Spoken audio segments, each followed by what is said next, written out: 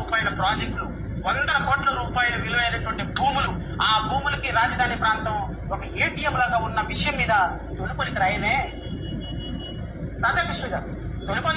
జడా శ్రావణ్ కుమార్ వైఎస్ఆర్సీపీకి సంకనాకుతూ రాష్ట్రంలో జరుగుతున్న అభివృద్ధిని కూడా రాష్ట్రంలో అభివృద్ధి జరగడం లేదని చెప్పేసి ఈ జడా శ్రావణ్ కుమార్ అనే వ్యక్తి ప్రెస్ మీట్ లో గురించి మాట్లాడుతూ ఉన్నాడు. మేము ఒకటే చెప్తా ఉన్నాం, ఈ రోజు మనకు మీ జగన్మోహన్ రెడ్డి 3 రాజధానిని రాష్ట్రానికి రాజధాని లేకుండా చేసేశాడు.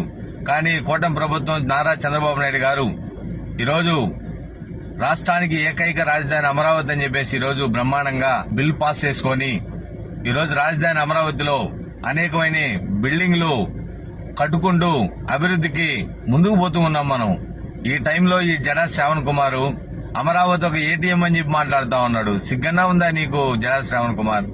నిజంగా జగన్మోహన్ రెడ్డి సంకనాకు పోయి, అంతేగాని రాష్ట్ర అభివృద్ధిని ఆపాలని చూస్తే జడా శ్రావణ్ కుమార్ జగన్మోహన్ రెడ్డికి ఎలక్షన్ లో 11 సీట్లకు పరిమితం అయిపోయాడు.